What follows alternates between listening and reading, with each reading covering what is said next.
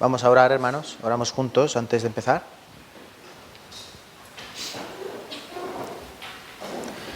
Padre Dios, te damos gracias, Señor. Te damos gracias como siempre en nuestras oraciones en primer lugar.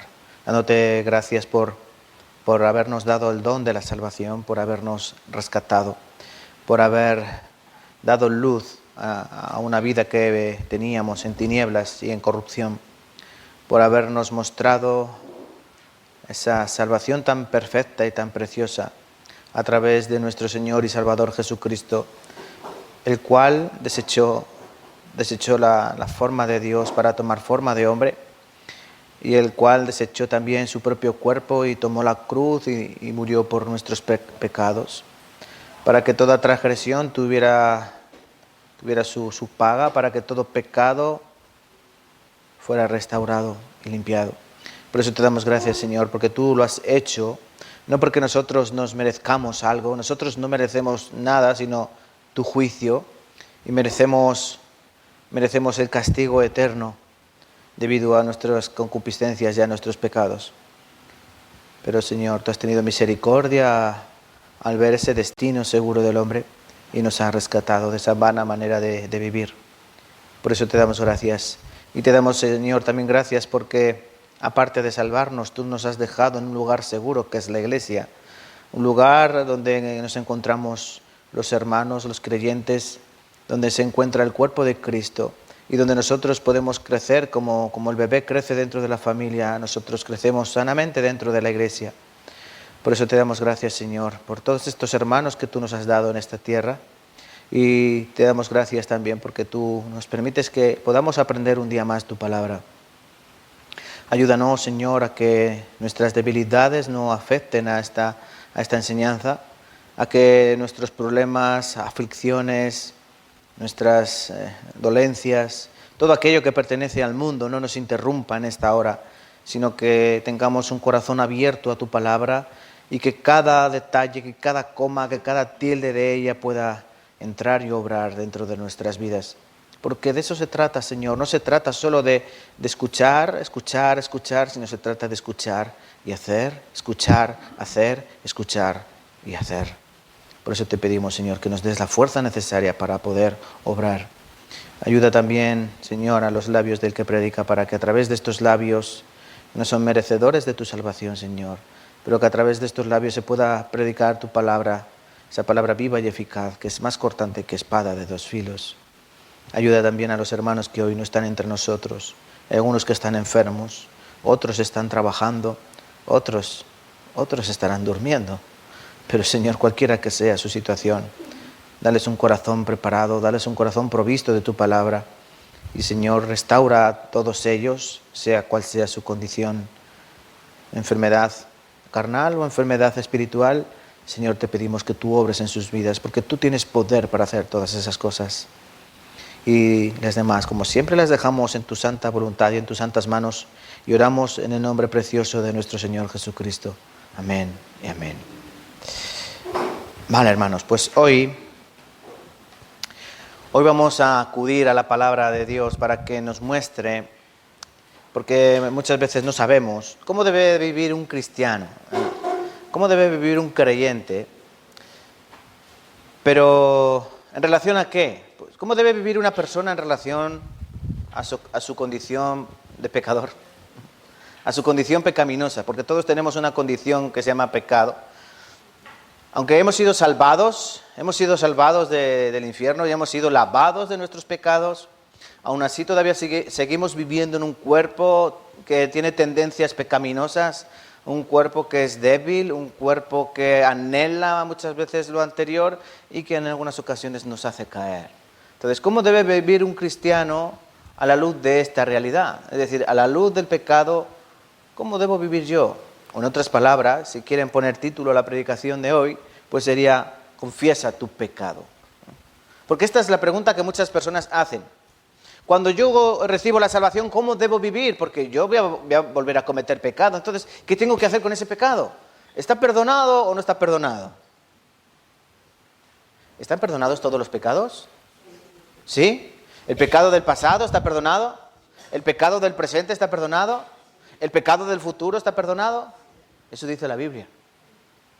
Dice que todos los pecados han sido perdonados. Cristo alcanzó eterna redención. Hebreos capítulo 9, ¿verdad? Cristo alcanzó eterna redención, una redención perpetua, perfecta, para siempre. Todos los pecados están perdonados. Pero, ¿todas las personas van al cielo? No. Hay que creer que todos los pecados son perdonados. Esa es la condición, ¿verdad? Eso se aprende en el seminario. Pero ahora hay que aprender otra cosa. Cuando yo cometo pecado en mi vida cristiana, yo soy salvo, he sido salvado. Y si ahora cometo pecado, ¿qué tengo que hacer? La Biblia nos enseña que hay que confesar este pecado. ¿Para que sea perdonado? No, ya fue perdonado. Sino como una muestra de sinceridad hacia Dios. Yo antes venía a Dios, antes de recibir la salvación, nosotros venimos a Dios como un juez, ¿no? Dios es un juez justo, que nos va a juzgar según nuestras obras, en las cuales todos merecemos el castigo eterno. Pero cuando yo recibo la salvación, yo vengo a Dios como un padre que me ama, como un padre que conoce mis debilidades, como un padre que me conoce, porque es mi padre, y un padre que va a tener misericordia, porque la Biblia nos enseña que Dios se deleita en perdonar. Para ver esto, de cómo podemos confesar nuestro pecado, pero recuerden, esto es para las personas que son salvas, la persona que ha recibido la salvación, la persona que ha entendido en su corazón lo que es el don de Dios, es decir, Dios perdonó todo mi pecado. Ahora, ¿cómo debo vivir? ¿Cómo debo confesar mi pecado? Lo vamos a aprender en dos lugares. Uno es 1 de Juan, capítulo 1, versículos del 5 hasta el 10, y en segundo lugar, y principalmente en el Salmo 51, porque no hay mejor manera de aprender esto que con un ejemplo, ¿verdad? La mejor manera de aprender las cosas siempre es con ejemplos. Pues tomaremos un ejemplo, en este caso el ejemplo del rey David. Entonces, hermanos, en primer lugar, acompáñenme con sus Biblias, esas Biblias que ustedes usan tan ágilmente. 1 de Juan, capítulo 1, versículo 5 al 10. Vamos a comenzar. 1 de Juan, capítulo 1, versículo 5 al 10.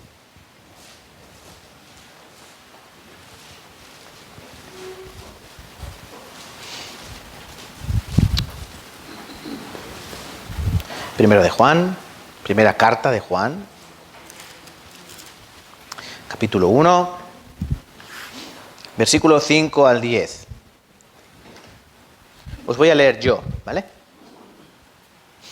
Este es el mensaje que hemos oído de Él y os anunciamos, que Dios es luz y no hay ningunas tinieblas en Él.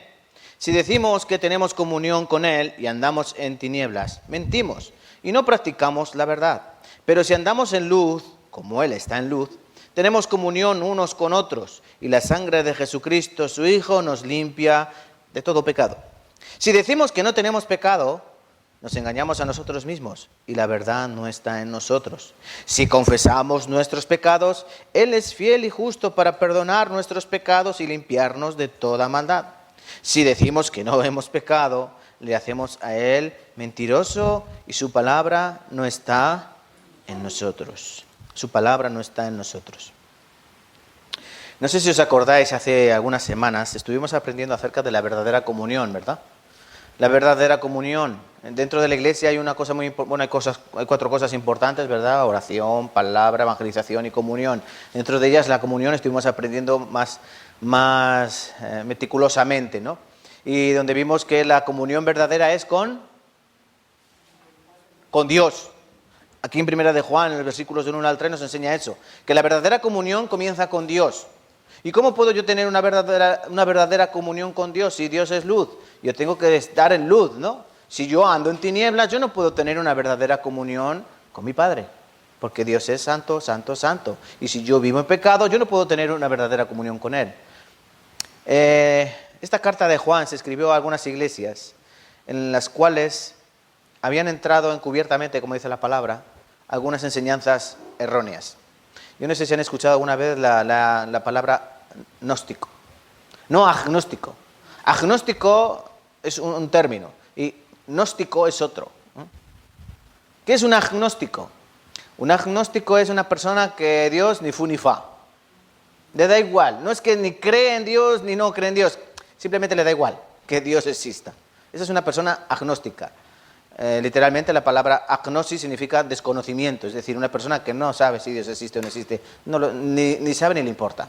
Eso es un agnóstico. Pero un gnóstico, ¿qué es un gnóstico? Es una corriente cristiana que surgió en los primeros siglos, ¿verdad?, del cristianismo, que tienen algunas doctrinas que están erradas. Y creo que no me equivoco cuando digo que el cristianismo católico, apostólico, romano, del cual procedemos algunos de nosotros, como que adoptó gran parte de este gnosticismo. Los gnósticos, con una G delante, ¿qué creen? Pues en primer lugar, creen que ellos son salvos no solo mediante la fe, sino también de un conocimiento especial que Dios da a los creyentes, por el cual pueden creer más profundamente que el resto de seres humanos. Eso es la gnosis, con la G delante, ¿verdad? Pero hay otra doctrina que tienen los gnósticos, que es muy, muy, muy peligrosa, y que algunos creyentes cristianos evangélicos practican. ¿Saben cuál es esta? Como todos los pecados han sido perdonados, yo puedo pecar libremente. ¿Por qué? Porque todos los pecados han sido perdonados. Mi pecado, a ver, yo he escuchado esto muchas veces. Mi pecado pasado ha sido perdonado, mi pecado presente ha sido perdonado, mi pecado futuro ha sido perdonado. Y Jesucristo dijo, el que esté libre de pecado, que tire la primera piedra. Entonces yo soy un pecador. No pasa nada porque yo cometa pecados porque Él ya me los perdonó. Eso es pecar deliberadamente. Romanos capítulo 6 nos enseña, perseveraremos en el pecado para que la gracia abunde. En ninguna manera. Entonces, este gnosticismo enseñaba que no pasa nada, puedes vivir libremente como tú quieras porque todos los pecados han sido perdonados. Y realmente, vuelvo a repetir, la Iglesia Católica Apostólica Romana, yo era católico apostólico romano, yo vivía de acuerdo a esta cosa. No pasaba nada por cometer pecados, tú vas luego, confiesas al cura y te absuelve de todos. Y si cometes más, pues tú vuelves y todos vuelven a ser perdonados. Y así entonces no pasa nada. Toman el pecado muy a la ligera. Y lo que hoy pretendo enseñar es que el pecado no es algo ligero. El pecado es algo muy peligroso. El pecado nos llevaba al infierno. Hay que entender esto. ¿Entienden, hermanos? Entonces, para evitar que esta doctrina del gnosticismo se instaurara dentro de las iglesias, Juan escribió esta carta, enseñando esto. La comunión es con el Padre, sí, pero también tenéis que tener cuidado, porque hay algunos que enseñan que no pasa nada, que podéis pecar libremente, pero no. Este es el mensaje que hemos oído de Él y anunciamos. Dios es luz y no hay ninguna tinieblas en Él. Si decimos que tenemos comunión con Él y andamos en tinieblas, mentimos y no practicamos la verdad. Había personas que decían que tenían comunión con Dios, que eran creyentes verdaderos, pero luego andaban totalmente de espaldas a Dios. Y eso no me pueden negar, hermanos, que pasa muchas veces en la iglesia, ¿sí o no? Personas que dicen que creen en Cristo, personas que alaban a Cristo, personas que leen la Biblia, personas que confiesan con su boca que Jesucristo es su Señor, pero luego, como dice la palabra, con su boca confiesan, pero con sus hechos lo niegan. Con la palabra lo confiesan, pero con los hechos, sus hechos son totalmente diferentes a lo que ellos dicen. Entonces eso es un problema. Tú dices una cosa, pero tu corazón tienes otra, totalmente diferente. Entonces, no podemos tolerar el pecado. No podemos tolerar el pecado. ¿Saben por qué, hermanos? Porque el pecado es terrible. Tanto el pecado para Dios es abominable, abominación. Es decir, algo aborrecible. Por eso no puede estar en nuestras vidas. Hay que limpiar ese pecado. ¿Qué es a lo que se refiere aquí Juan? Cuando dice, si confesamos nuestros pecados, Él es fiel y justo para perdonar nuestros pecados y limpiarnos de toda maldad. ¿Qué quiere decir? Que Él es fiel y justo para perdonar nuestros pecados y limpiarnos. ¿Qué quiere decir? ¿Que todos los días nos tenemos que limpiar de nuestros pecados? Sí y no. ¿Hay que lavarnos todos los días de nuestros pecados? No, porque los pecados fueron lavados.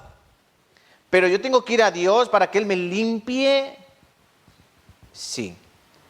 Después os voy a explicar mejor, para que no haya confusión, ¿vale? Ahora, después de ver estos versículos, acompáñenme por favor con su Biblia a Salmos capítulo 51. Y quiero que dejen aquí el marcapáginas, porque vamos a estar volviendo como unas 100 veces. A Salmos capítulo 51. Salmo del rey David. Es importante la confesión de pecados, hermanos. Proverbios, mira lo que dice Proverbios capítulo 28, versículo 13.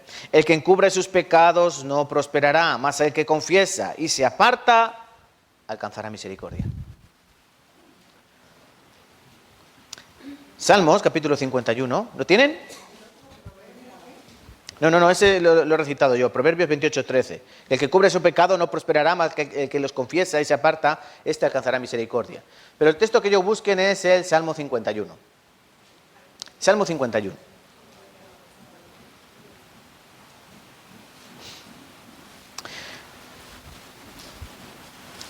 En primer lugar, hay que entender qué significa la palabra confesar. ¿Qué es confesar? Confesar en griego es homologeo,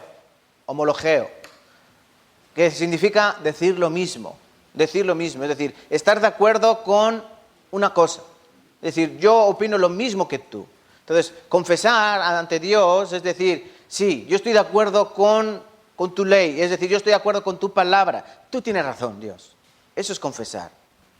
Hay algunas personas que piensan, esto no es pecado, esto no es pecado, esto no pasa nada. Entonces, no, confesar es decir, sí, Señor, esto es pecado. Nosotros podríamos pensar, ¿pero qué es pecado y qué no es pecado? La Biblia dice, todo lo que no proviene de fe es pecado. Entonces, muchas cosas son pecaminosas, ¿sí o no? Sí. La Biblia está llena de ejemplos, que a nosotros no nos puede parecer pecado, pero es pecado. Por ejemplo, mirar a una mujer codiciándola, mirar a una mujer, ¿es pecado? ¿Es pecado mirar a una mujer el escote? Varones, ¿es pecado mirarle a una mujer las piernas? ¿Es pecado? ¿O no, joven? ¿Es pecado? ¿Mirar así a una mujer las piernas? ¿Qué piensa?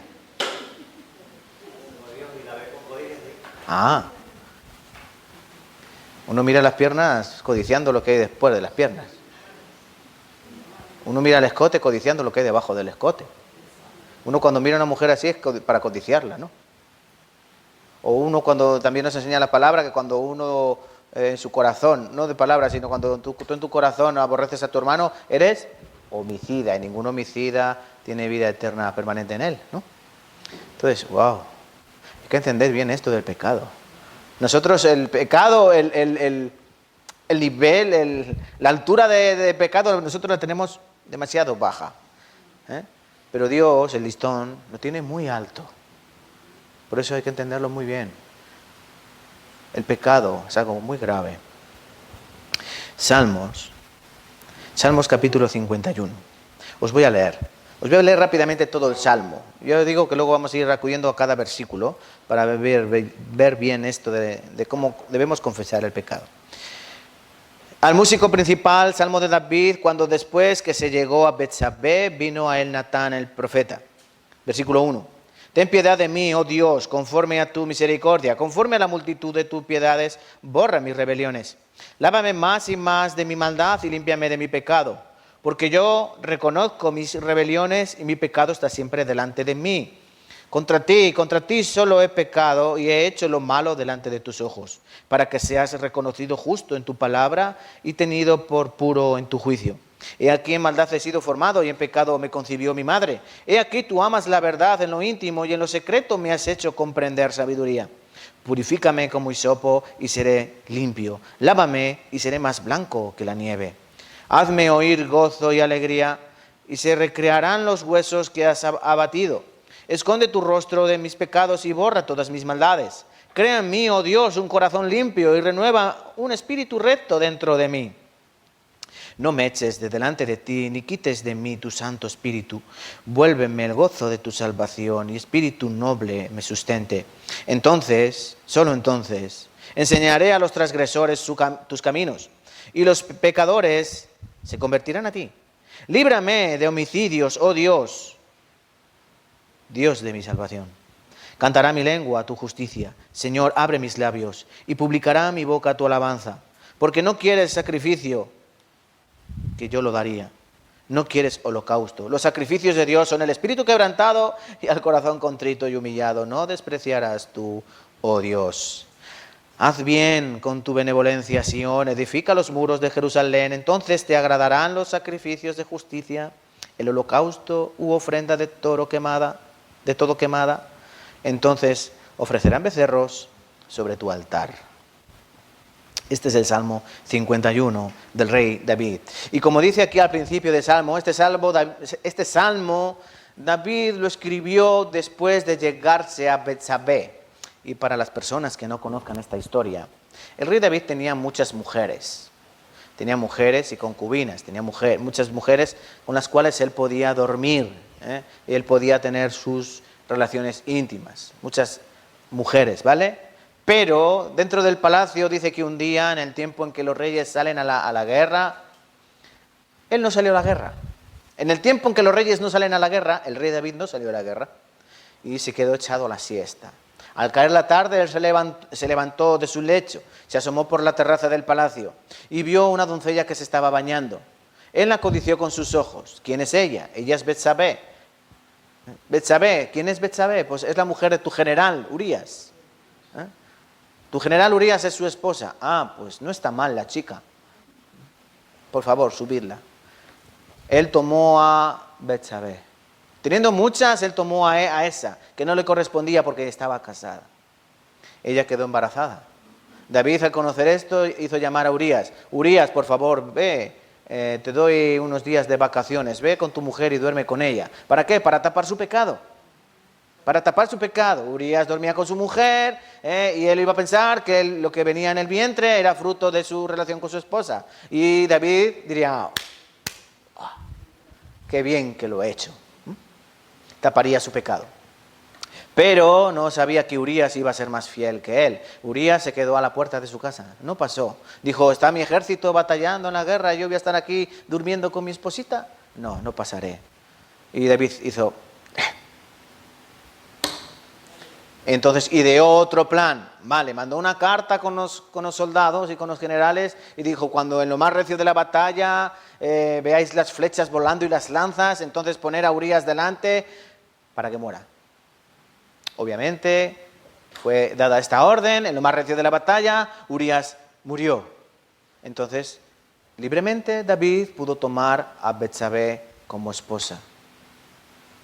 ¿Se acuerdan de esta historia? Él tapó su pecado con un asesinato. Él no confesó su pecado. Él, conociendo a Dios, él no confesó su pecado. Luego después vino el profeta Natán, enviado por Dios. Y el profeta Natán le dijo una historia. Mira, David, había un pastor, o sea, había un hombre que tenía muchas ovejas, muchas. Y había un hombre que tenía una sola oveja. El que tenía muchas ovejas cogió la oveja del que tenía solo una para sacrificarla e invitar a comer a sus amigotes. ¿Qué piensas, David, que deberíamos hacer con el tal? O sea, él tenía muchas, pero fue a coger al que solo tenía una. ¡Oh, ese debe morir! Pues ese eres tú, David. Tú tenías muchas esposas. Urías solo tenía una. Y tú, de las muchas, cogiste la suya para deleitarte. Entonces fue cuando David escribió este salmo. Entendió David y se arrepintió. Aparece en Samuel cuando dice David, cuando David escuchó esto del profeta Natán, entonces él dijo, contra Dios he pecado, contra Dios he pecado. Pero solo fue entonces cuando David lo comprendió. Solo fue entonces cuando David tuvo que confesar. Este pecado le arrastró a David durante toda su vida. Dios perdonó su pecado. Dice en el versículo 13 que dijo el profeta Natán, no, tranquilo. El capítulo 12, versículo 13, tú tranquilo porque Dios ha perdonado tu pecado, no morirás. Pero después el castigo de Dios fue continuo por ese pecado, o por ese conjunto de pecados. Mentira, fornicación, adulterio, asesinato. Entonces, debemos aprender de esto, el rey David. ¿Cómo pidió perdón? ¿Cómo confesó su pecado el rey David? ¿Vale? Vamos a aprender lentamente. Quiero que lo hagamos en tres fases o en tres tres aspectos o tres características que debemos conocer. En primer lugar es conocer correctamente el aspecto de la relación del pecado. ¿Con quién? ¿Con quién? Eso después. Mirad, vamos a leer versículo 1 y versículo 5. ¿Me acompañáis? Del versículo 1 al versículo 5, vamos a leer ahora así juntos. Ten piedad de mí, oh Dios, conforme a tu misericordia, conforme a la multitud de tus piedades, borra mis rebeliones, lávame más y más de mi maldad, y límpiame de mi pecado, porque yo reconozco mis rebeliones siempre delante de mí. Contra ti solo he pecado y he hecho lo malo delante de tus ojos, para que seas reconocido justo en tu palabra y tenido por puro en tu juicio. He aquí en maldad he sido formado y en pecado me concibió mi madre. Mirad, son tres elementos o características. En primer lugar, hay que tener un concepto correcto de lo que es el pecado. Eso es lo principal. Como he dicho al principio, hay gente que el pecado lo tiene muy liviano. Por eso cometen pecados como agua beben. Pero nosotros tenemos que tener un concepto correcto del pecado, para que luego no se les olvide, lo voy a apuntar en una pizarra, ¿vale?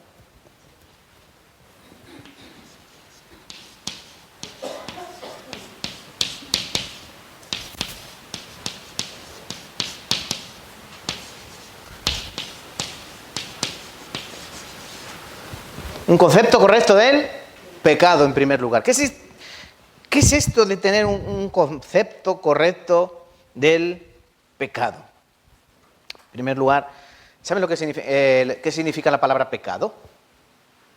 La palabra pecado viene del griego, si lo digo bien, del griego hamartia, que significa errar el blanco, fallar. Eso significa pecado. Aunque el pecado bíblico no es, se saldría bastante de esta definición de fallar el blanco, ¿no? Es decir, fallar el tiro. Pero lo que sí es correcto es que todos nosotros fallamos a Dios. Cuando cometemos pecado, le fallamos a Dios. No fallamos contra la persona con la que pecamos. David no le falló a Urías, o no le falló al pueblo de Israel. David le falló a Dios. Le falló a Dios. Entonces hay que tener, como he dicho, en primer lugar, un concepto correcto del pecado. Y para tener un concepto correcto del pecado, lo primero es reconocer que el pecado demanda un juicio. La paga del pecado es Romanos 6, 23, ¿verdad? La paga del pecado es muerte. Entonces, reconocer que el pecado demanda un juicio. Todos nosotros merecemos ser castigados. Todos nosotros merecemos el infierno. No hay nadie que por sus medios pueda ir al cielo. Y por eso aquí el primer versículo, vamos a leer, leo yo el versículo 1. Ten piedad de mí, oh Dios, conforme a tu misericordia, conforme a la multitud de tus piedades, borra mis rebeliones. Es decir, lo primero que hace David es pedir misericordia. ¿Por qué? Porque Dios tiene que perdonarnos, tiene que tener misericordia de nosotros. Dios es rico en misericordia, ¿verdad?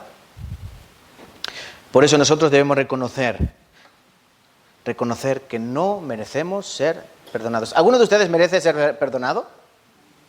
¿Por guapo, por guapa, por listo, por lista, por bueno, por buena? No merecemos ser perdonados. Ese es el don de Dios, que aun sin merecerlo, Dios nos lo da, sin merecerlo. Es más, cuanto más entendemos que menos merecemos, más propenso es Dios de darlo. ¿Entienden? Cuando mejor entendemos que menos lo merecemos, Dios es más propenso a darlo. Así es la salvación. Así es la salvación. Acompáñenme al Salmo. Ya que tenemos el Salmo. Salmo 103, por ejemplo. Un ejemplo de esto. Salmo 103. El versículo 10 del Salmo 103.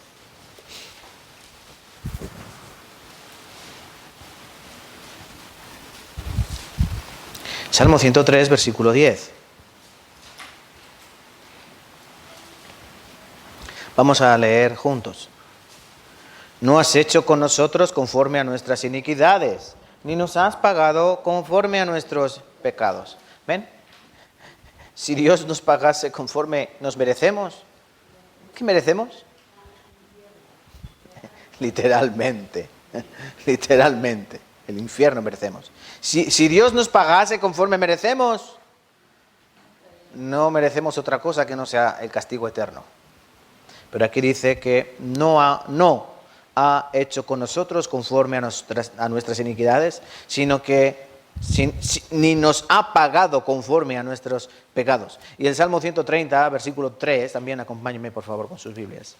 Salmo 130, versículo 3. Por favor, quiero que lean las hermanas, las mujeres, por favor, lean. Salmo 130, versículo 3. 1, 2, 3.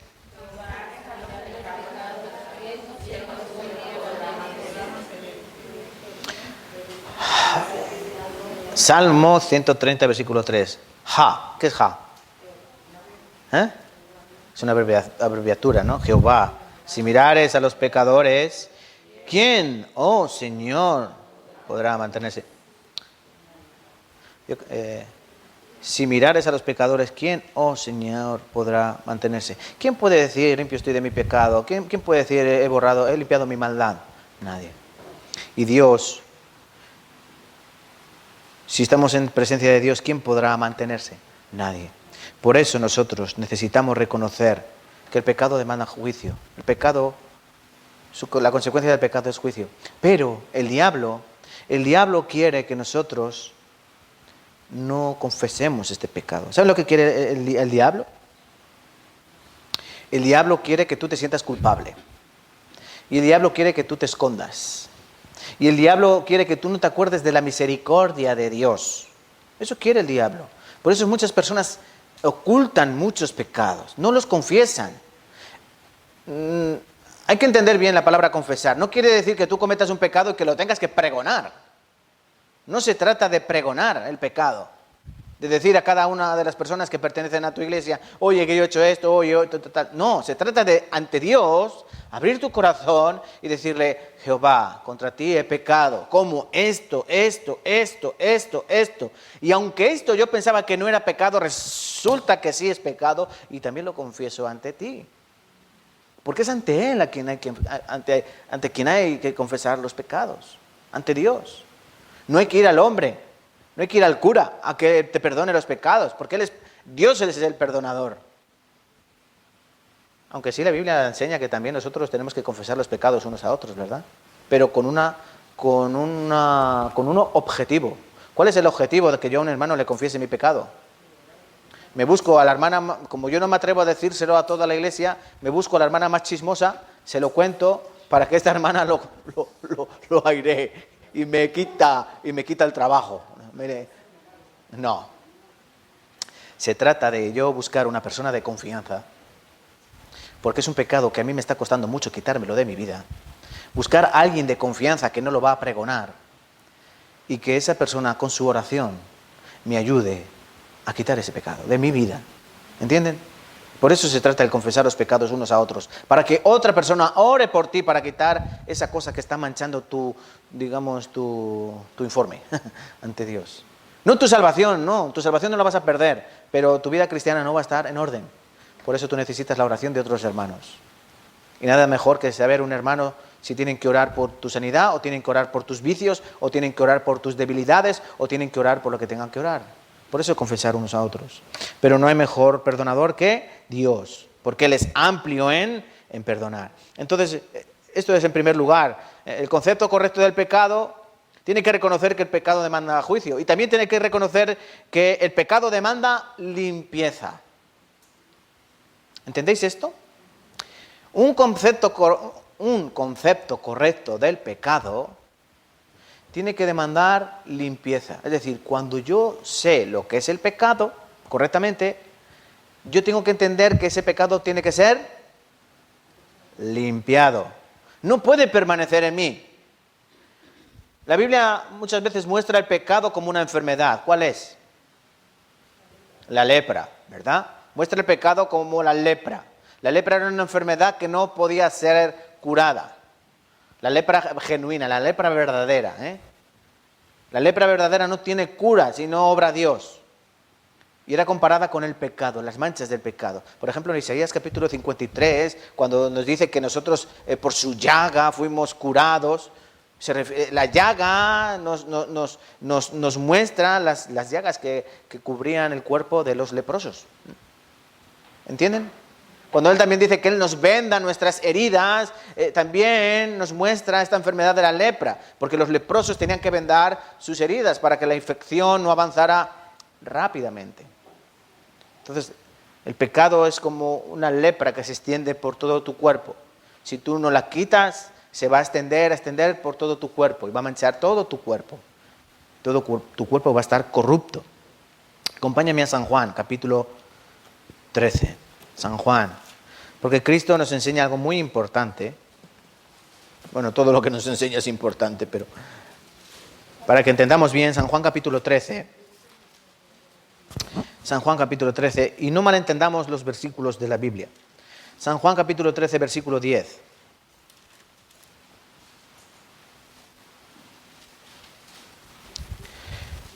Jesús aquí está lavando, en el aposento alto, Jesús está lavando los pies a sus discípulos. Jesús se ata una toalla en el cinto y coge un cacharro, una palancana, ¿no?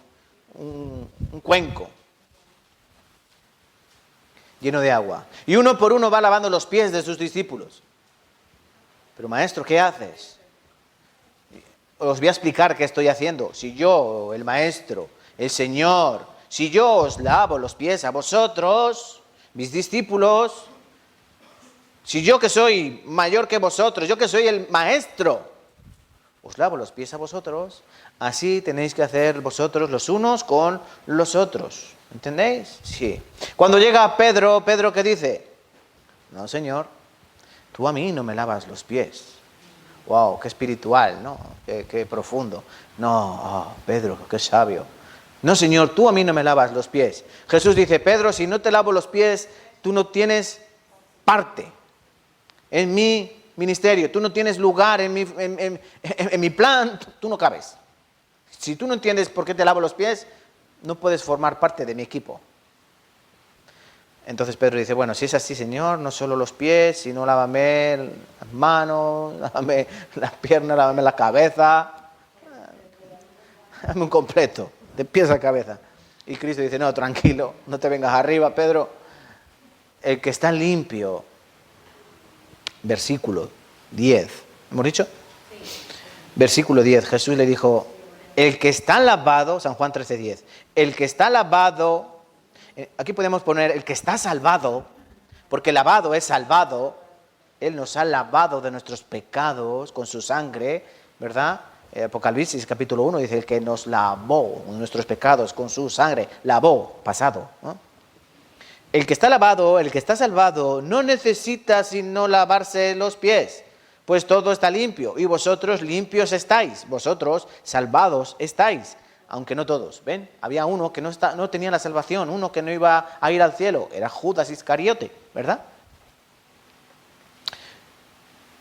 Porque sabía quién le iba a entregar, por eso dijo, no estáis limpios todos. Todos estaban limpios. Cristo iba a salvar a todos, menos ¿a quién? A Judas. Entonces, ¿qué significa esto? Pues que, igual que el lavado, el bañado es igual a la salvación, lavarse los pies, ¿qué significa? Que yo tengo que lavar día tras día mi pecado, es decir, el pecado que yo arrastro en mi vida cotidiana. Ese pecado tiene que ser lavado. ¿Pero no han sido perdonados todos mis pecados? Sí, sí. Pero tú, en tu vida cotidiana, tienes que quitar, es decir, limpiar ese pecado que tú cometes, tus mentiras, tus enfados, tus malas palabras, tus adulterios mentales, tus hurtos, tus desobediencias, tus maldades, tus enojos, tus lascivias. Todo eso tiene que ser limpiado. ¿Y cómo es limpiado? Pues Él nos ha prometido que el que comenzó la buena obra la perfeccionará hasta el día postrero. Es una promesa de Dios. Si Dios te ha salvado, Dios te limpiará poco a poco. Es así como Dios obra en nuestras vidas. Él primero nos salva y luego día tras día nos perfecciona. No quiere decir que tú recibas la salvación y ya seas San Crisóstomo, o San Pancracio, o San Cristóbal. No. Quiere decir que tú vas a comenzar un plan de reestructuración, un plan de restauración. Y poco a poco tú irás camino a parecerte más a Cristo. Eso es lo que significa lavarse los pies. Vamos a volver al Salmo, capítulo 51. Hemos dicho que el pecado, hay que entender que demanda juicio, el concepto correcto del pecado. Y también demanda limpieza, ¿verdad? Limpieza. Seguimos con el concepto correcto del pecado. Lo voy a apuntar aquí para que no... ¿Qué hemos dicho lo primero? Juicio, ¿verdad? Limpieza. En tercer lugar,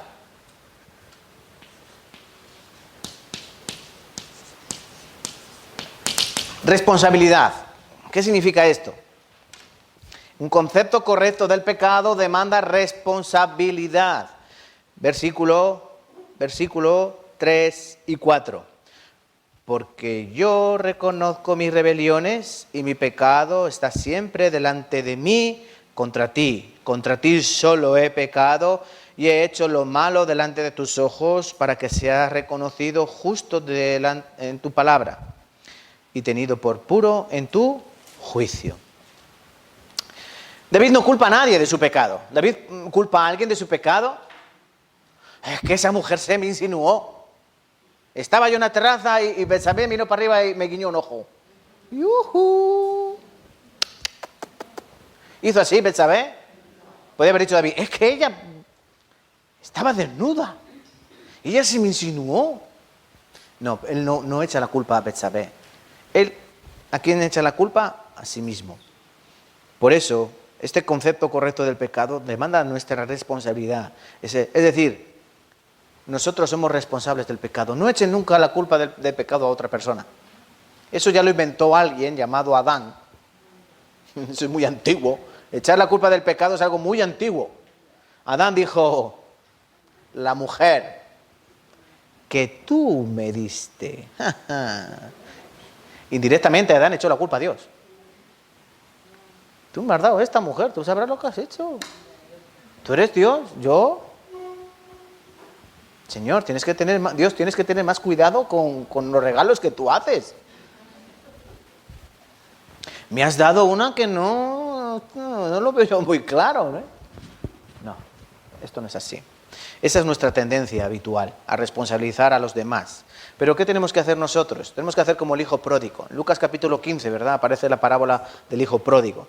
Saben la historia del hijo pródigo, ¿no? Aunque si no se la sepan, se la voy a resumir. Es un padre, tiene dos hijos. El menor de ellos dice, papá, dame mi parte de la herencia, que me voy.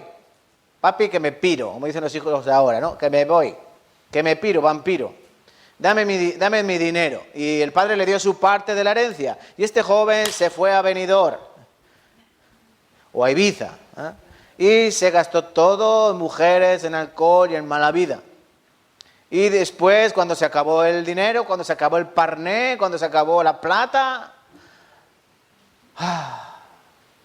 dice que estaba por ahí tirado, comiendo comida de cerdos, ¿no?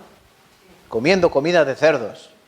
Y dijo, ay, en la casa de mi padre, ¿cuántos trabajadores de mi padre comen mejor que yo? Volveré y le diré a mi padre que me dé trabajo. Que ya no me trate como un hijo, pero bueno, que me dé trabajo, por lo menos comeré mejor, ¿no? Trabajando para mi padre. Y él volvió. Y le dijo, padre, tal, ¿no? Es lo que había pensado. Y el padre dijo, no, tú eres mi hijo. Estaba muerto, pero ahora vive. Mi hijo se había perdido, pero ha sido encontrado, ¿no? Pero lo importante es que él, en el versículo 21, dijo, contra el cielo he pecado y contra ti. Es decir, padre, he pecado contra ti. No, primero dijo, he pecado contra el cielo. Y después, y contra ti. El padre, al ver eso, el padre fue movido a misericordia. A mi hijo ha entendido. esta lección seguro que la va a aprender. Por eso el Padre le perdonó y le restauró. Y David perfectamente conocía el corazón de Dios. Dios es un Dios perdonador. Y cuando nosotros aceptamos esta responsabilidad de mi pecado, Dios obra en nuestra vida. Es así. Hay que entender que cada vez que pecamos, pecamos contra Dios. Y que somos responsables. Entonces, un concepto correcto del pecado, juicio, limpieza, responsabilidad. Y por último, demanda reconocer nuestra naturaleza pecaminosa. Es decir, miren el versículo 5, lo que dice aquí el rey David. He aquí en maldad he sido formado y en pecado me concibió mi madre. Este salmo lo recitamos mucho, ¿verdad? Sobre todo en los seminarios bíblicos, cuando estamos aprendiendo sobre el pecado. ¿Qué condición es la del hombre ante Dios? Totalmente depravada. No sé si han escuchado estas doctrinas. ¿Estas doctrinas las han escuchado, las doctrinas de la gracia? La primera de ellas es la depravación total del hombre. Ya saben que las doctrinas de la gracia, nosotros no estamos de acuerdo con algunas, ¿no? Como la elección incondicional. Es decir, hay una doctrina que dice que Dios elige a unos para condenación y Dios elige a otros unos para salvación y otros para condenación. Eso se llama la predestinación, pero eso no es correcto, no es correcto. Dios no selecciona tú sí, tú no, tú sí, tú no, sino que Dios, según su presciencia, su conocimiento previo, Él sabe quién se va a salvar y quién no, porque Él nos ve desde fuera. Bueno, otro día aprenderemos eso, ¿vale? Pero esta doctrina de la depravación total, esto lo enseña la Biblia. Romanos capítulo 5, por ejemplo, versículo 12. Por tanto, como el pecado entró por un hombre, el pecado la muerte, por tanto la muerte pasó a todos los hombres, por cuanto todos pecaron. Romanos capítulo 3, ¿no? Todos están destituidos de la gloria de Dios, todos somos pecadores, no hay quien haga lo bueno, no hay ni siquiera un uno. Todos nos hemos corrompido, a una nos hemos extraviado, de una vez todos. Eso lo enseña la Biblia, ¿o no? Claro. Salmo 58, versículo 3. Salmo 58, versículo 3. Quiero que lean los varones. Varones, guapos todos. Varones preciosos. Salmos 58, versículo 3. 1, 2, 3.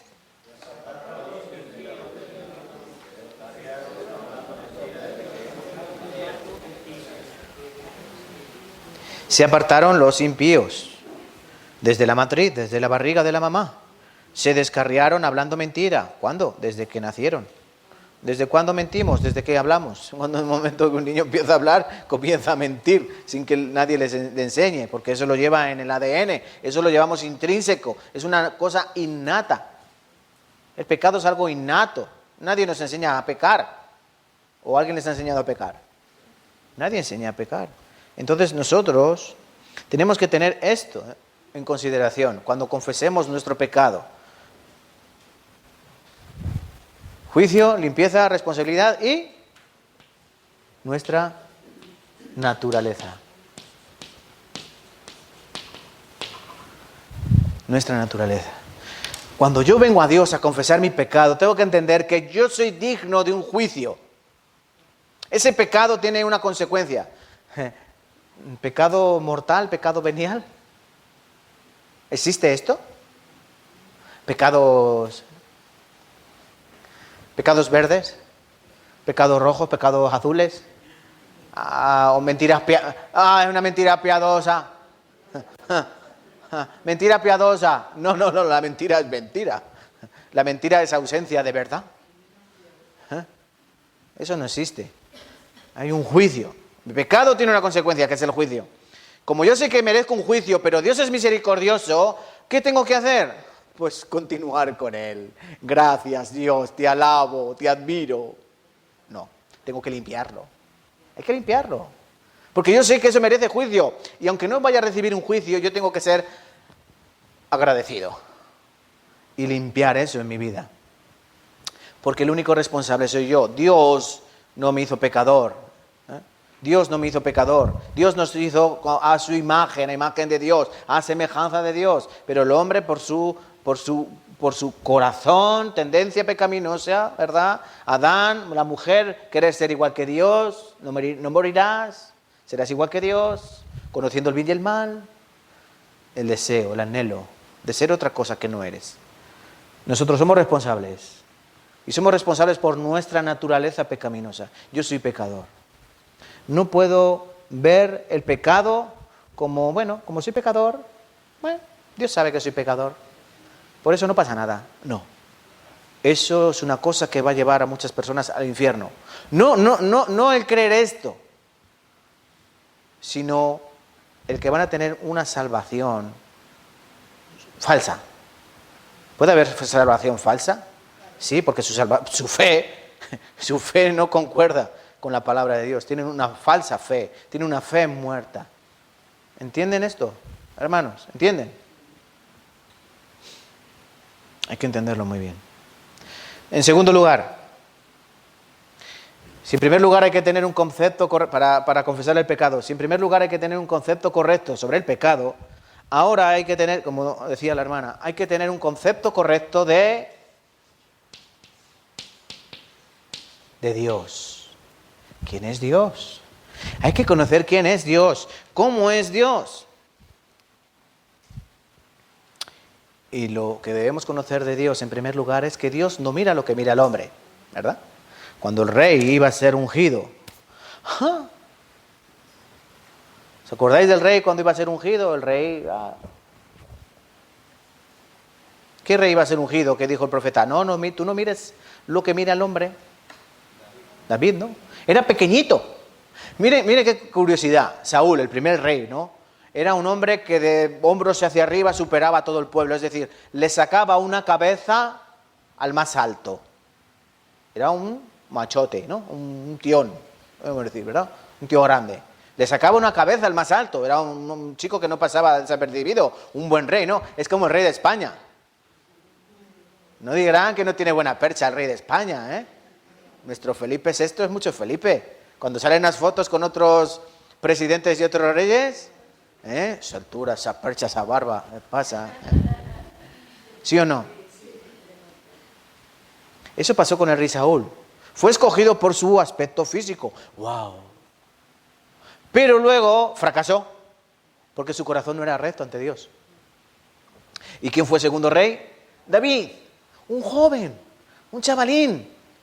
Bajito, rubio, con ojos claros, alegre, pastor de ovejas. Pero era el más joven de su familia, era un chiquillo. ¿Pero dónde va este nene? Si este es un chaval. Y dijo el profeta, no, tú no mires lo que mira el hombre. Los hombres miraron la altura, la percha. Dios mira a él corazón. Entonces yo para confesar correctamente el pecado, para tener una concepción correcta del pecado, yo tengo que entender que Dios no se fija en lo externo, Dios se fija en lo interno, en lo que tú tienes dentro de tu corazón. Por ejemplo, si nos acordamos de San Mateo capítulo 23, Jesucristo está reprendiendo duramente a los escribas y los fariseos. ¿Saben quién eran los escribas y los fariseos, no?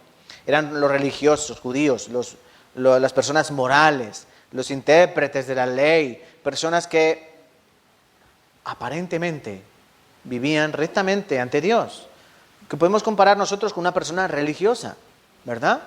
Una persona religiosa, un sacerdote, un pastor, un misionero, un evangelista, personas que por fuera parecen buenas, personas que a simple vista, llevan traje, corbata, Biblia, sonríen, abrazan, por fuera. Pero Dios mira lo de dentro. Por ejemplo, acompáñenme a Mateo capítulo 23, por favor. Mateo capítulo 23 nos muestra claramente que Dios no mira lo que mira el hombre. San Mateo capítulo 23,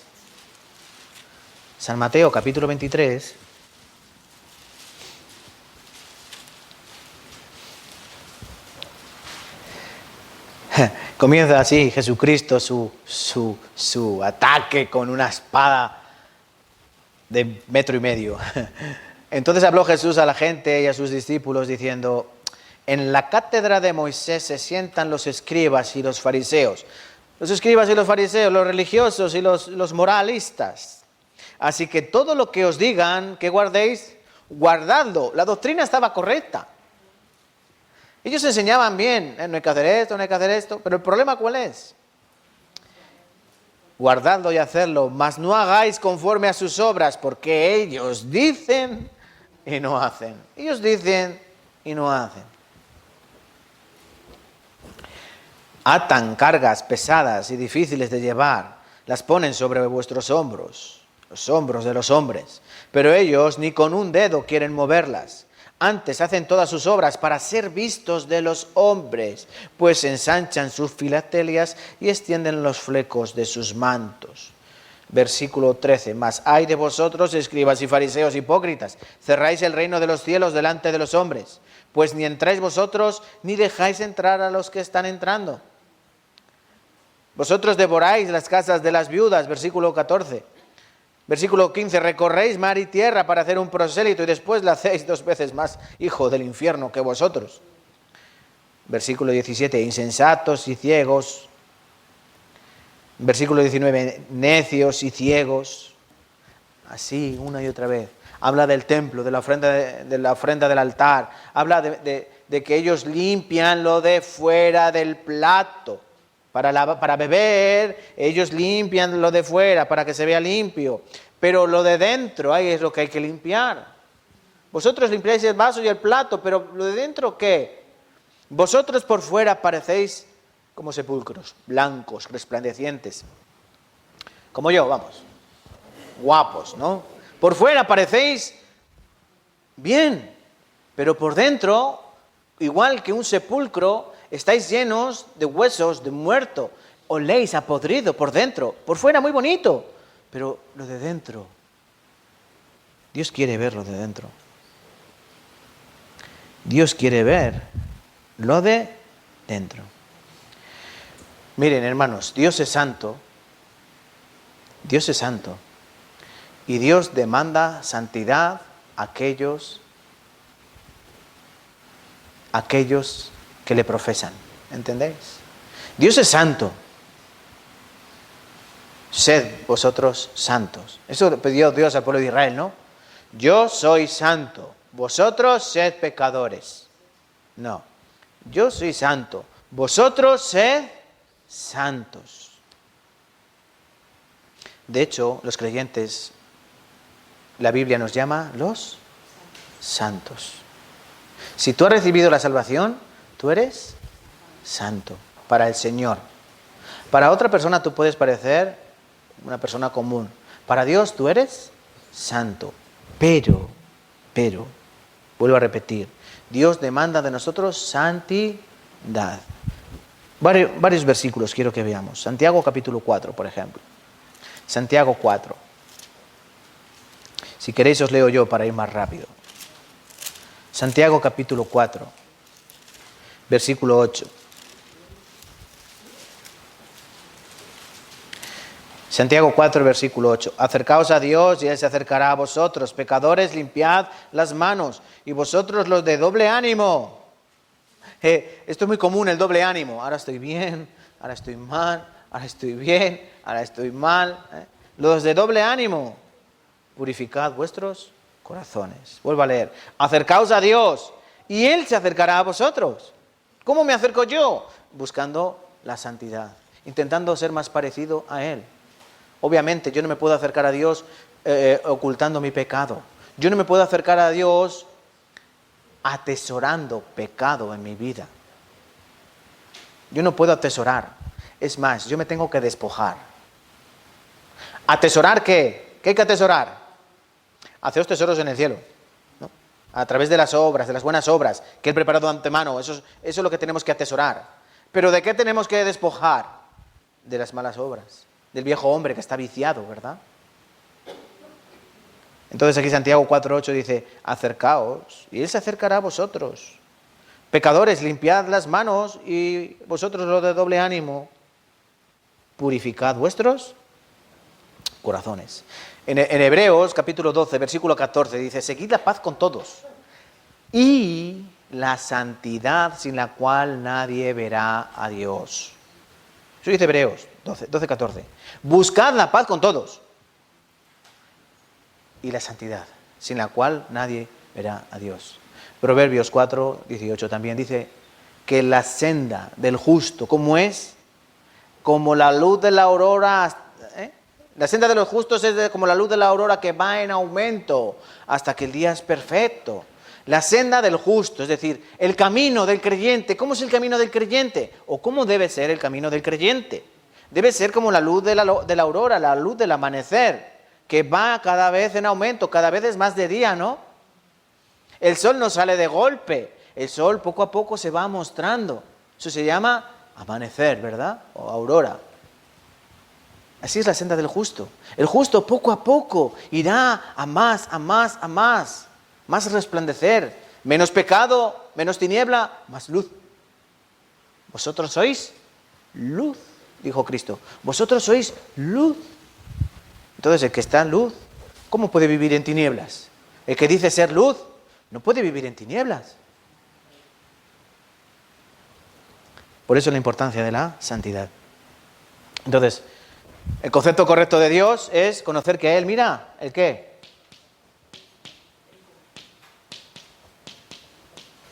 El interior. Dios mira el interior. Y como yo sé que Dios no mira lo que mira el hombre, yo tengo que tener cuidado. Dios no mira lo que mira el hombre, yo tengo que tener mucho cuidado. No puedes vivir de cualquier manera. A lo mejor en la iglesia nadie se va a enterar, pero Dios te está viendo continuamente. Por eso tú lo tienes que confesar, todos tus pecados. Todo. No guardes, no atesores ningún pecado. También, el concepto correcto de Dios nos ayuda a comprender cómo es Dios. Dios ve el interior, ¿no? Y Dios es misericordioso y Él me puede limpiar. Volvemos a Salmos 51. Y leemos el versículo 7.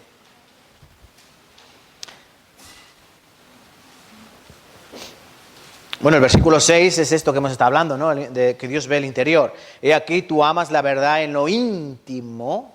He aquí tú amas la verdad en lo íntimo. Y en lo secreto me has hecho comprender sabiduría. En lo íntimo, en lo secreto, en lo interior. Cuando tú ores, ora en tu aposento. Tu Padre que te ve orar en secreto te recompensará en público, ¿no? Cuando tú des ofrenda, tú des ofrenda en secreto. No toques campana delante de ti, que voy a dar el diezmo. Sino que tu mano derecha no sepa lo que hace tu izquierda. Tu mano izquierda no sepa lo que hace tu mano derecha. Tu Padre que ve en lo secreto te recompensará en público. Y ahora hay que comprender, como comprendió David, el poder de Dios. ¿Para qué? Versículo 7. Purifícame con hisopo, con algodón, con betadine, con crema, con un reconstituyente. Eso es el hisopo. La gasa impregnada con un ungüento curativo. Y seré limpio. Purifícame con hisopo y seré limpio. Lávame y seré más blanco que la nieve. Es tu corazón más blanco que la nieve. Eres limpio en la sangre eficaz. ¿Verdad? Eres limpio en la sangre. Eso dice, ¿no? Que somos más limpios que la nieve.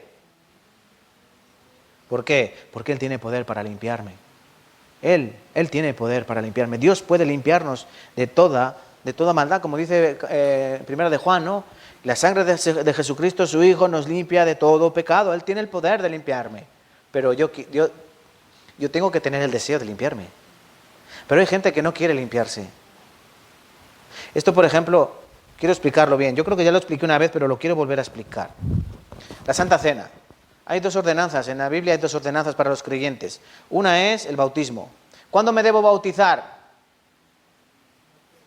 ¿Cuándo una persona se debe bautizar? Cuando tú tienes plena certeza de que has recibido el don de Dios, cuando tú tienes pleno conocimiento de que eres salvo. Cuando yo entiendo que he sido salvado, yo tengo que bautizarme. Ejemplo, Hechos 8, ¿no?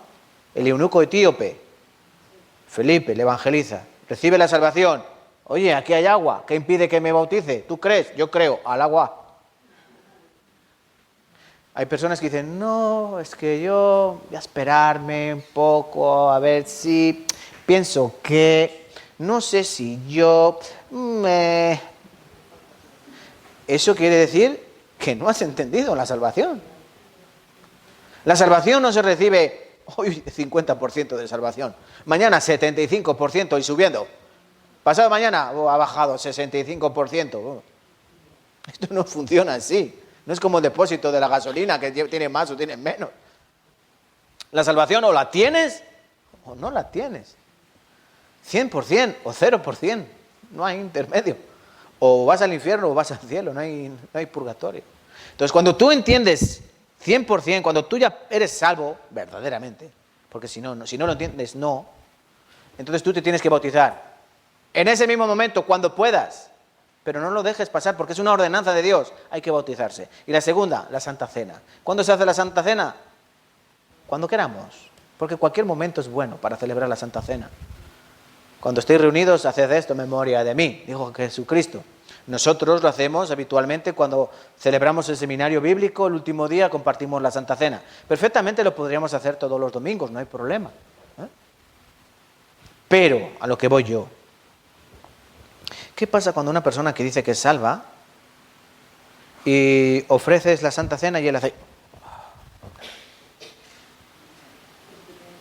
¿Qué problema hay? Él, en su conciencia, en su conocimiento de pecado, él sabe que tiene algo malo en su vida. Él dice, ay no, yo es que estoy cometiendo pecado. Entonces yo no puedo comer porque tengo pecado. ¿Pero eso es correcto? No es correcto. No, pero 1 Corintios habla de la Santa Cena, ¿no? Sí, capítulo 10. Nos habla de la Santa Cena, pero ¿qué problema había? En la iglesia de Corinto había muchos problemas, pero uno de ellos es que la gente acudía a la iglesia para comer pan y beber vino. De hecho, algunos se emborrachaban con el vino de la Santa Cena. A Pablo llegó este reporte, oye Pablo, mira, pon orden, porque es que hay algunos que se van literalmente borrachos de la iglesia. Sí. Algunos iban borrachos de la iglesia, porque eran comedores y bebedores. Alguien ha dicho, no, pero en la Santa Cena no era vino, no era vino con alcohol. Igual que Cristo lo que convirtió el agua en vino era vino con alcohol, no era mosto. No cambiemos las escrituras para apoyar nuestras creencias, no. En la Santa Cena se toma vino. Cristo en la última cena dio vino a los discípulos. Vino con alcohol, pero se tomaron un vaso, un chupito. No tomaron allí una botella, ¿no? Cada uno, salían ahí, no es así. Hay que entender, la Santa Cena, si yo tengo un pecado, la Biblia nos enseña en 1 Corintios que yo, en ese momento que voy a tomar la Santa Cena, tengo que confesar mi pecado ante Dios. Señor, yo confieso que en mi vida tengo oculto este pecado, que no me lo consigo quitar, Señor. Pero yo lo confieso ante ti y lo dejo en tus manos para que tú obres y me limpies de toda maldad. Y entonces participar de la Santa Cena. ¿Saben por qué? Porque si yo digo, no, primero me quito el pecado y después participo de la Santa Cena. Ese no es el orden. Porque entonces no te lo vas a quitar nunca. No te lo vas a quitar nunca. Ese es un problema. Es por eso las personas que dicen, no, yo me bautizo luego. Cuando vaya viendo que esto va bien, cuando yo lleve una buena vida cristiana, entonces no te vas a bautizar nunca. Porque siempre vas a tener algo entre manos y no te vas a bautizar nunca. Es el anhelo. El anhelo.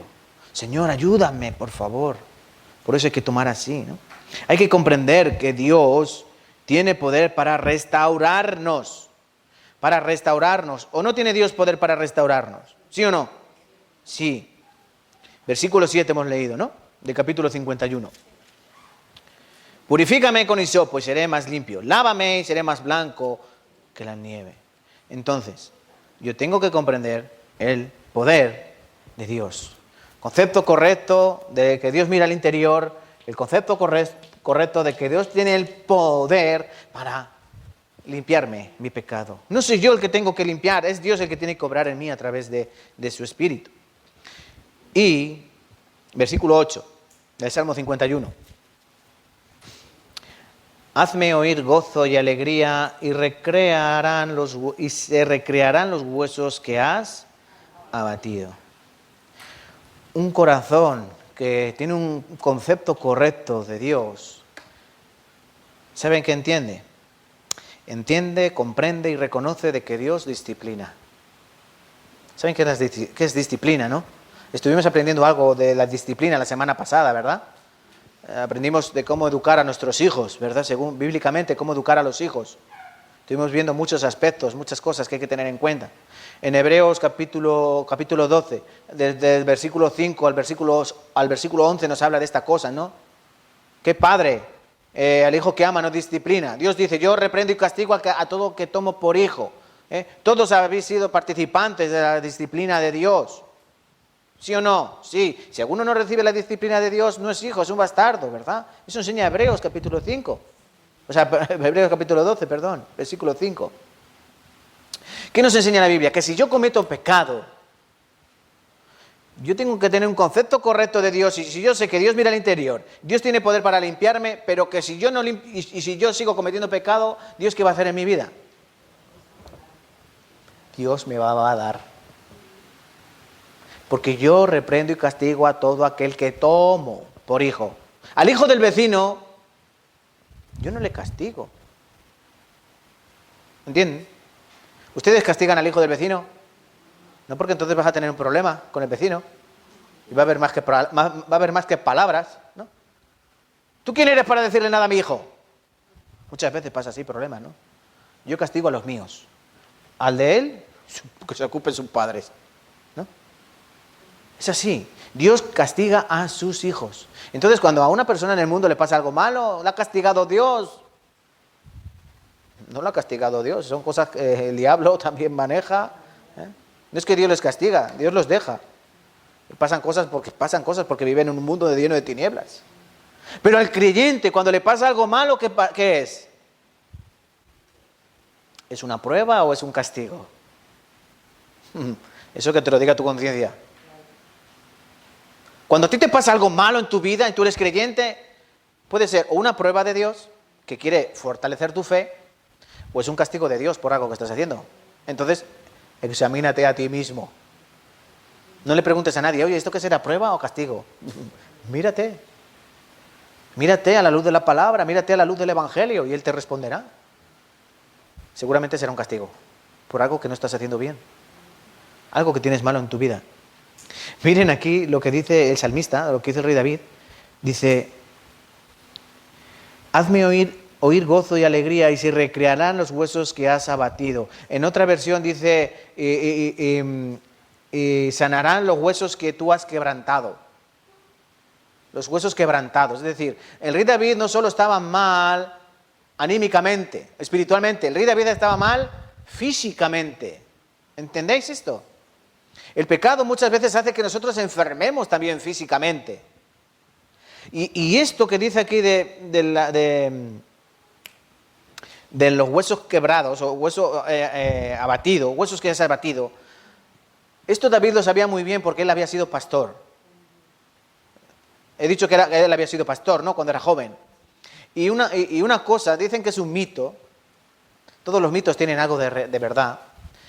Dicen que antes los pastores, cuando había una oveja que no hacía caso, la famosa oveja negra, que todos tenemos en la familia. Unas familias tienen 2 o 3 ovejas negras, ¿no? Siempre hay una oveja que no hace caso al pastor. Y dicen que eso es muy peligroso. Cuando hay una oveja que se sale del redil, ¿cuál es el problema? No sé si vosotros habéis observado las ovejas, que cuando una va para un sitio van todas. Son unas cotillas, a ver, y van todas ahí, ¿no?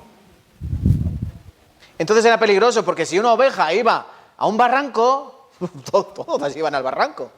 Entonces, ese pastor, cuando veía que una oveja tenía tendencias a desobedecer, había dos opciones. Una era sacrificar la oveja, porque mejor sacrificar una oveja que perder todo el rebaño, ¿verdad? Y otra alternativa para no perder la oveja era quebrarle la pata. Se le rompía la pata al animal y se le vendaba, se le entablillaba la pata. Y el pastor cargaba. No sé si habéis visto muchas veces la imagen de un pastor cargando una oveja en sus hombros. Durante el tiempo de sanación, el pastor tenía que llevar a la oveja cargada. ¿Y cuál era el objetivo de esa drástica manera, ¿no? Partirle la pata, entablillarla y luego llevar a la oveja cargada. La oveja iba a estar siempre con el pastor durante ese tiempo, 15 días, un mes, el tiempo que tardase en sanar. Cuando esa oveja era sanada, esa oveja ya no se apartaba del pastor. Se había acostumbrado a estar con él. Entonces ya no se apartaba. Ya era una oveja obediente. Entonces, ¿qué hace Dios? Nos parte las patas. Cuando Dios ve que tú andas por donde no tienes que andar, Dios te hace ¡cha! Pero Dios no te deja ahí tirado. Dios te la entablilla y te carga, porque Él es el buen pastor. Él no te va a dejar que te caigas por el barranco. Él no te va a sacrificar. Pero Él sí te va a partir la pata. Él te va a hacer, Él te puede castigar. Él te puede disciplinar. Eso se llama la palabra. Entonces, hay que reconocer y comprender que el concepto correcto de Dios lleva incluida algo que no nos gusta a nadie.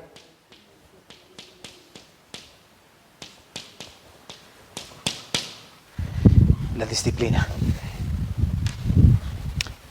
Y esto hay que recibirlo de buena gana. También Hebreos dice, bueno, si vosotros por vuestros padres os disciplinaban, pues Dios también nos disciplinará, ¿no? Y a la postre toda disciplina parece que no es de gusto, a nadie le gusta que le den un azote, ¿no?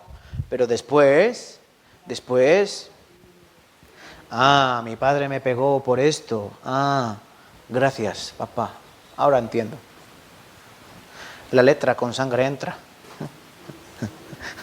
Entonces hay que pegar más. No, hay que pegar cuando hay que pegar. Versículos 9 y 11 del Salmo 51. Otro aspecto más. Hay que reconocer el don de Dios. Versículos 9 al 11 os leo. Esconde tu rostro de mis pecados y borra todas mis maldades. Crea en mí, oh Dios, un corazón limpio y renueva un espíritu recto dentro de mí. No me eches de delante de ti y no quites de mí tu Santo Espíritu. David está convencido de que Dios es perdonador y de que el maravilloso don de Dios está siempre ahí. Dios está siempre dispuesto a perdonar a sus hijos. ¿Cuántas veces? Siempre. Hay muchos versículos que nos hablan de esto, muchos. Dios siempre perdona, Dios siempre perdona. Cuando uno viene a Dios, Dios siempre perdona. Un ejemplo solo, miren. Isaías 43, versículo 5. Isaías 43.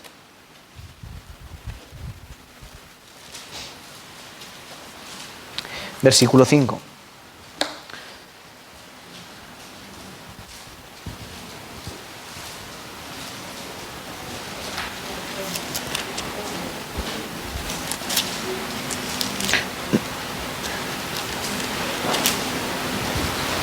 No, me confundí. Miqueas 7. Miqueas 7, perdón. Miqueas capítulo 7.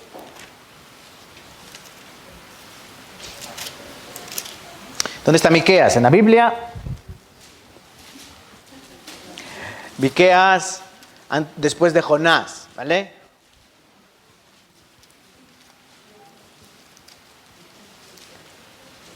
Después va Nahum. Entre Jonás y Nahum, Miqueas 7. Versículo 8.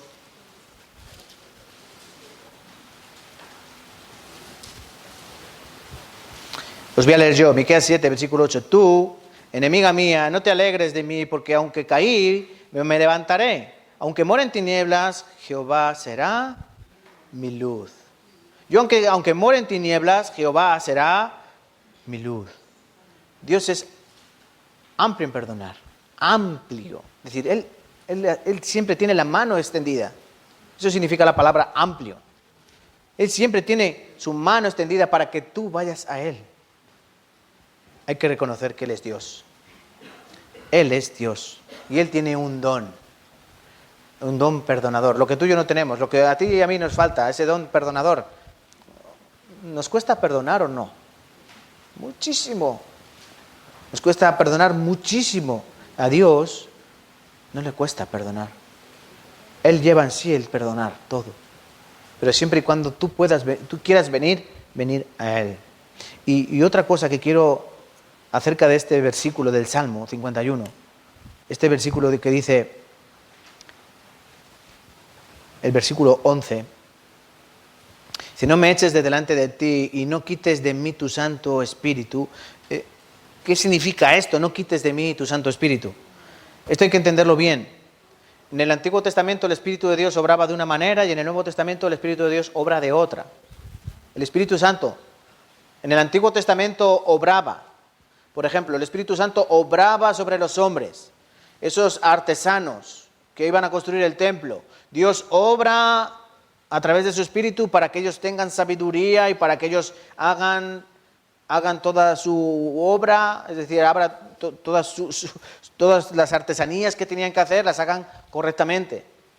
Sansón, el Espíritu de Dios entra en este hombre que era común, no era un forzudo, era un hombre común y corriente, pero moraba el Espíritu de Dios y él era capaz de matar a 1000 hombres con la quijada de un burro, ¿verdad? Y él era capaz de romper las cadenas, y él era capaz de hacer todas esas cosas. Pero si el Espíritu de Dios le abandonaba, él no podía hacer nada. ¿Entienden? Y así nos enseña la Biblia que muchas veces el Espíritu de Dios obraba en el hombre y hacía su voluntad, y después salía del hombre. Así en el Antiguo Testamento. Por eso aquí David dice, no quites de mí tu Santo Espíritu, porque el Espíritu entraba, obraba y salía. ¿Entendéis? Pero, ¿qué pasa en el Nuevo Testamento? El Espíritu de Dios viene para no marcharse. Es necesario que yo me vaya, pero cuando yo me fuere, os enviaré al Consolador, al Espíritu, en verdad, el Consolador, pero Él va a estar siempre con vosotros. El Espíritu cuando entra en nosotros, mora. Mora quiere decir que vive, habita. Es decir, nosotros seremos su casa, su casa, pero no de alquiler, su morada, su casa, en propiedad. En propiedad. Nosotros tenemos que entender, en Efesios dice que Él es las arras de la promesa, ¿no? Él es decir, Él es el sello. Con el Espíritu Santo habéis sido sellados. Quiere decir que estáis sellados, ya no marcha atrás. En 1 Corintios, cuando había casos de inmoralidad dentro de la iglesia, Pablo, ¿qué enseña? En 1 Corintios, el capítulo 6, por ejemplo, dice, me juntaré yo el cuerpo de Dios con una ramera. Tenéis que entender que vosotros sois el templo de Dios. El que fornica contra su propio cuerpo peca. Vosotros sois el templo de Dios. El Espíritu de Dios mora en ti. Por eso hay que tener cuidado con lo que tú haces, con tu vida. Porque el Espíritu de Dios mora en ti. No contristéis al Espíritu, es decir, no entristezcáis al Espíritu. ¿Por qué? Porque Él está dentro de ti. No apaguéis el Espíritu. ¿Por qué? Porque Él está dentro de ti. Y tú lo puedes apagar, lo puedes entristecer. Él no se va a marchar, no te va a abandonar. Pero tú lo puedes maltratar. Por eso hay que entender cómo es Dios. Y es Dios, el Espíritu de Dios, el que mora en nosotros. Tenemos que entender también eso. ¿Vale? Y tercero y último, hemos dicho concepto correcto del pecado, concepto correcto de Dios. Y por último, un concepto correcto de mí mismo. Esto es importante. Yo tengo que tener un concepto correcto de mí mismo, de nosotros mismos. Versículo 13 al 15 de Salmo capítulo 51. Voy a ir un poquito rápido para terminar. Versículo 13 al 15. Entonces enseñaré a los transgresores tus caminos. Cuando yo haya hecho estas cosas, Cuando tenga yo el concepto correcto del pecado, yo entienda el juicio, limpie mi pecado, cuando entienda que yo soy responsable por mi naturaleza pecaminosa, yo entiendo que Dios me ve el corazón, ve mi interior, pero Él tiene poder para limpiarme, y que si yo por mi corazón no me quiero limpiar, Él me va a disciplinar. Pero yo cuando entiendo todas estas cosas, tengo que entender, yo mismo, ¿qué tengo que hacer en la confesión de mi pecado? Tengo que hacer 3 cosas en la confesión de mi pecado. En primer lugar, debo de llevar una vida santa por los pecadores que me rodean. Mas teniendo tan gran nube en derredor, ¿no? Dice la palabra, teniendo alrededor tan gran nube de testigos, es decir, la gente en el mundo nos observa.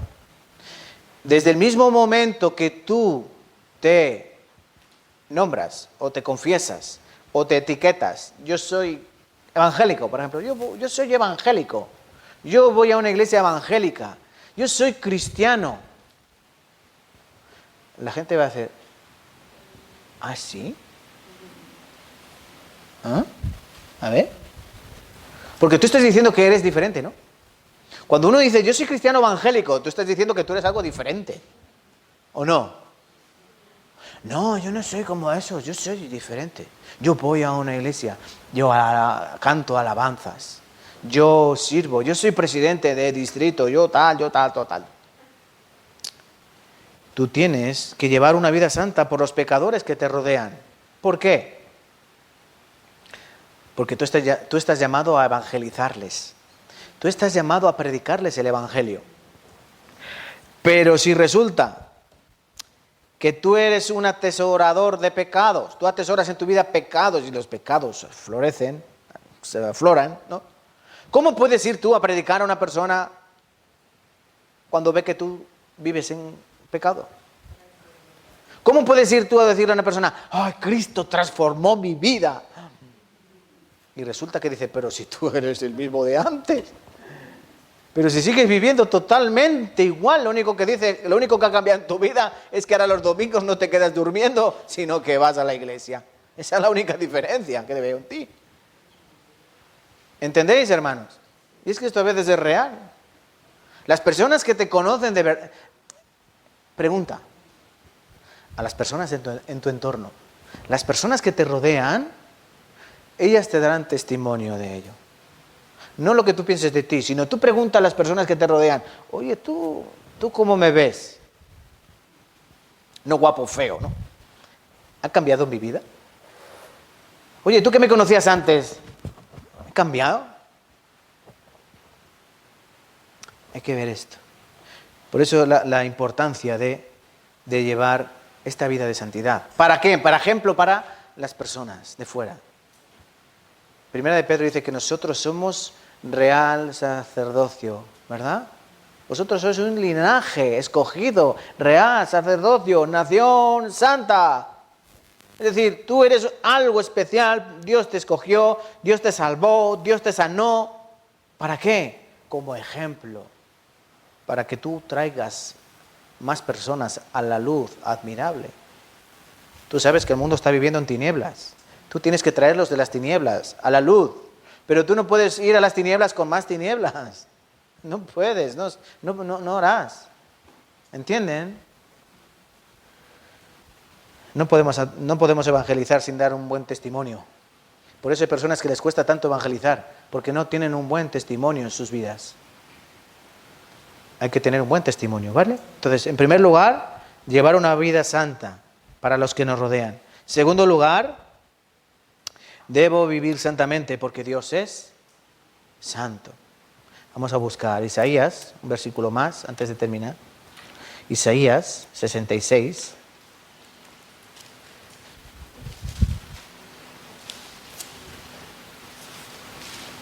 Isaías 66, versículo 2.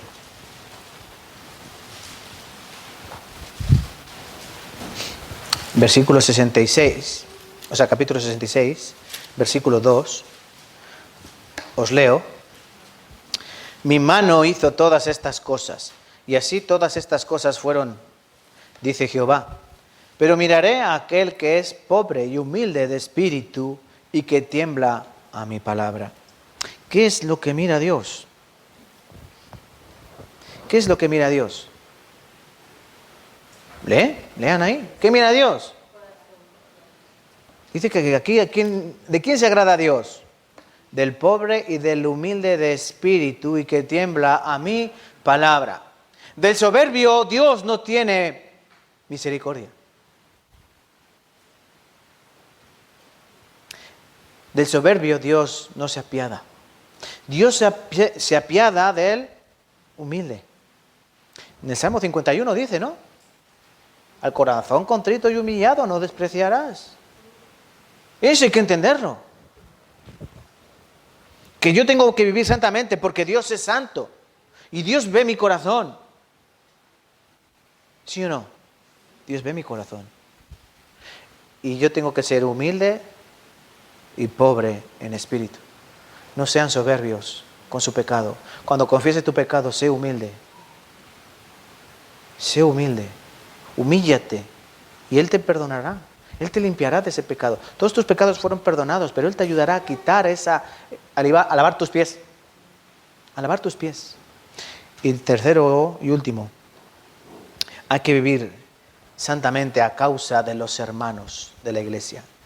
Aquí en el Salmo 51 lo podemos observar, versículos 18 y 19. Haz bien con tu benevolencia, Sión, edifica los muros de Jerusalén, entonces te agradarán los sacrificios de justicia, el holocausto u ofrenda del todo quemada, entonces ofrecerás becerros sobre tu altar.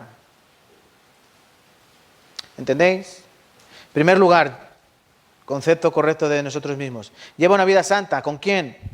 Con los pecadores, ¿no? Con los pecadores. Dice, versículo 15 del Salmo 51, abre mis labios y publicará mi boca tu alabanza, porque no quieres sacrificio que yo daría, no quieres holocausto. Los sacrificios de Dios son el espíritu quebrantado, al corazón contrito y humillado, no despreciarás, oh Dios. Eso lo estamos viendo, ¿verdad? Y con Dios, la santidad con Dios. Haz bien con tu benevolencia, a Sión edifica tus muros de Jerusalén, entonces te agradarán los sacrificios. Está hablando de la tercera parte, es decir, yo tengo que buscar la santidad por el bien de la iglesia. Yo tengo que buscar la santidad por el bien de los que no son salvos. Yo tengo que buscar la santidad porque Dios es santo. Y yo tengo que buscar la santidad por el beneficio de la iglesia. ¿Qué pasa cuando una persona dentro de la iglesia vive en pecado? Un poco de levadura leuda toda la masa. Un poco de levadura leuda toda la masa. Comienza un pequeño pecado en una hermana o en un hermano, el pecado se va extendiendo a los hermanos que le rodean, su familia, los hermanos que más comunión tienen con él, poco a poco se va extendiendo hasta que todo se infecta. Por eso yo tengo que vivir santamente. Yo tengo que confesar todo mi pecado. Yo no puedo guardarme nada de pecado. Tengo que confesarlos todos. ¿Entienden? ¿Entienden, hermanos? De verdad, quiero que entendamos bien esto. ¿Cómo debo vivir yo? Aquí hemos dicho 3 también, ¿no? Concepto correcto del pecado, concepto correcto de Dios, concepto correcto de mí mismo con respecto a los demás, con respecto a Dios y con respecto a los santos, o a los creyentes, da igual, como quieran que... Lo que yo quiero que entendamos, ¿cómo debo vivir yo ahora que soy salvo, que soy creyente? Debes, a la luz de la Escritura, vivir de una forma correcta a Dios. Cuando tú tengas un pecado, confiésalo en oración a Dios. Él perdonará tu pecado, es decir, no que no esté perdonado, sino que Él lo limpiará de tu vida. Hay que quitarlo de ahí. Estorba. ¿Para qué estorba? Para tu vida cristiana. Si, escuchen, hermanos, si en vuestra vida, si tú en tu vida tienes pecado que no confiesas a Dios, porque realmente tú no lo quieres que Dios lo quite, ¿qué pasará con tus oraciones? Esas oraciones no son atendidas. Tú estás orando para evangelizar a tu familia, ¿verdad? Tú estás orando para evangelizar tu familia. O tú estás orando por la sanidad de un hermano. O por una hermana de la iglesia. Si tú en tu vida atesoras el pecado, Dios no va a escuchar esa oración. Por eso hay que quitar eso. Y hay que creer que Dios tiene el poder para hacer estas cosas. Pero confiesa el pecado a Dios. No hace falta que vayan a nadie, ni al evangelista, ni al pastor. Hay que confesarlo a Dios. Ayúdame, Señor, a quitar este pecado de mi vida. Llámese adulterio, llámese fornicación, hurto, avaricia, lascivia, malas palabras. Lo que sea que haya en tu vida, quítalo. Quítalo. Pablo dijo, haced morir lo terrenal en vosotros. Es decir, tú literalmente tienes que matar tus pecados. Tienes que matar tus deseos. O ellos te matarán a ti. ¿Vale, hermanos? Concepto correcto del pecado. Esto para una correcta confesión. Una correcta confesión de pecado depende de que yo tenga un concepto correcto de qué es el pecado ante Dios, de quién es Dios y de qué tengo que hacer yo por mí mismo. ¿Vale? Entonces, por favor, la palabra, que no se quede aquí. Llévenlo a casa. Mediten sobre esto que han aprendido. Estudiaos a vosotros mismos. Examinaos a vosotros mismos. Comprobad qué hay en vuestra vida que hay que quitar. Orad por ello, para que Dios obre. Y si veis que no se puede, que os cuesta mucho, pedid a un hermano en oración que ore por vuestra debilidad o por vuestro pecado. ¿Vale? Esta es la manera correcta de cómo se confiesan los pecados cuando una persona recibe la salvación. No hay otra. ¿Vale? No hay otra manera de confesar los pecados. ¿Pero está todo perdonado? Sí. ¿Pero puedo vivir como a mí me dé la gana? No. No. Hay que confesar y buscar la santidad. ¿Vale? Amén. Vamos a orar. Señor Dios, te damos gracias por tu palabra. Te pedimos, Señor, que tú claves a fuego estos versículos que hemos aprendido hoy, que nos ayudes a meditar, a escudriñar, a entender correctamente qué quieres decir con cada uno de ellos, Señor. No permitas, Padre, que las cosas del mundo, los quehaceres cotidianos, nuestros gustos, nuestros deleites, nos aparten de la grandeza de tu palabra. Y sobre todo, Padre, que no nos aparten de tu amor y de tu misericordia, que es grande entre todas las cosas. Padre Santo, te pedimos por esta iglesia que es tan pequeña y tan débil, sobre todo los hermanos que servimos, en la debilidad del pastor, en la debilidad de todos nosotros, Señor. Te pedimos que tú obres y que quites esas escorias, que quites esas basurillas, esas cosas que manchan nuestros pies de vida cristiana. Padre Santo, te pedimos que tú obres en cada uno de los hermanos que han estado hoy aquí escuchando tu palabra.